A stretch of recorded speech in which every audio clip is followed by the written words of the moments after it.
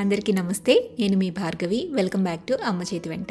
ఈరోజు వీడియోలో క్యాప్సికమ్తో ఒక టేస్టీ ఫ్రై రెసిపీని మీతో షేర్ చేయాలనుకుంటున్నాను. జనరల్గా క్యాప్సికమ్ అంటే ఫ్రైడ్ రైస్లోకి కానీ, నూడిల్స్లోకి కానీ, శాండ్విచెస్లోకి కానీ, లేదంటే రోల్స్ తయారు చేయడానికో ఇలా రకరకాలుగా మనం వాడుతూ ఉంటాం. అయితే క్యాప్సికమ్తో చాలా సింపుల్గా ఫ్రై రెసిపీ కూడా చేసుకోవచ్చండి. అది ఎలాగో ఈరోజు వీడియోలో మీకు చెప్పేస్తాను.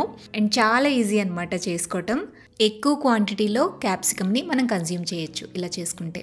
ఇది మంచి న్యూట్రిషనల్ ఫ్రై రెసిపీ కూడా. అంటే ప్రోటీన్ ఎక్కువగా ఉంటుంది అండ్ అలాగే వైటమిన్ సి క్యాప్సికంలో ఎక్కువగా ఉంటుంది కదా. సో ఈ కాంబినేషన్లో మనం చేయబోతున్నాం. లంచ్ చేయడానికైనా డిన్నర్ చేయడానికైనా అస్సలు టైం లేనప్పుడు ఈ రెసిపీని ట్రై చేయండి. చాలా క్విక్ అండ్ ఫాస్ట్గా అయిపోతుంది. ఇక అస్సలు ఆలస్యం చేయకుండా మన రెసిపీ ప్రాసెస్లోకి వెళ్ళిపోదాం. దీనికోసం ఫస్ట్ 1/2 kg దాకా క్యాప్సికమ్ తీసుకోవాలి. క్యాప్సికమ్ని శుభ్రంగా క్లీన్ చేసేసుకుని వాష్ చేసుకుని ఇలా ముక్కల కింద కట్ చేసుకోండి. స్లైసెస్గా కట్ చేసుకోవాలన్నమాట. ఇలా థిన్ స్లైసెస్ కింద కట్ చేసుకుని పక్కన పెట్టేసేయండి. ఇప్పుడు ఒక బౌల్ తీసుకుని అందులోకి 1/3 కప్ దాకా శనగపిండి వేసుకోండి. ఈ శనగపిండిలో 1 టీ స్పూన్ దాకా క్రష్ చేసుకున్న కసూరి మెతి వేసుకోండి. కసూరి మెతి కనుక లేకపోతే సన్నగా కట్ చేసి పెట్టుకున్న కొత్తిమీర అయినా వేసుకోవచ్చు. తర్వాత ఇందులో 1 టీ స్పూన్ దాకా ధనియాల పొడి, రుచికి సరిపడా ఉప్పు, 1 టీ స్పూన్ దాకా కారం, 1/2 టీ స్పూన్ దాకా పసుపు వేసి వీటన్నిటిని బాగా కలిపేసేయండి.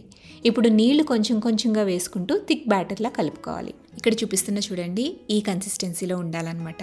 ఇలా పిండిని కలుపుకున్న తర్వాత ఈ బౌల్ని పక్కన పెట్టేసి ఇప్పుడు స్టవ్ మీద ప్యాన్ పెట్టుకోండి. ప్యాన్లోకి 2 నుంచి 3 టేబుల్ స్పూన్ల దాకా ఆయిల్ వేసుకోవాలి.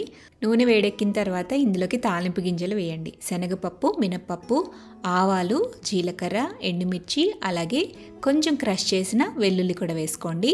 కొద్దిగా ఇంగువ కూడా వేసేసి తాలింపుని దోరగా వేయించేసేయండి. తాలింపు ఇలా వేగిన తర్వాత ఇందులోకి 1 కప్పు దాకా సన్నగా కట్ చేసి పెట్టుకున్న ఉల్లి తరుగు వేసుకోవాలి. అలాగే 2 పచ్చిమిరపకాయలని ఇలా చిన్న ముక్కలుగా కట్ చేసి వేసేసేయండి. ఇందులోనే 2 రెమ్మల కరివేపాకు కూడా వేసేసి ఉల్లిపాయలు మంచి గోల్డెన్ షేడ్ వచ్చేంత వరకు నూనెలో ఫ్రై చేయాలి.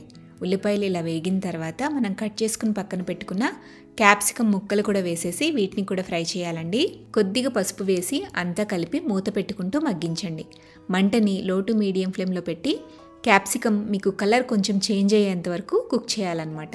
ఇలా క్యాప్సికమ్ మగ్గిన తర్వాత ఇందులోకి మనం కలిపి పక్కన పెట్టుకున్న శనగపిండి మిశ్రమం ఉంది కదా, ఆ మొత్తాన్ని కూడా ఇక్కడ చూపిస్తున్న విధంగా ఇలా ప్యాన్లోకి స్ప్రెడ్ చేసేసేయండి. స్ప్రెడ్ చేసిన వెంటనే కదపకూడదు.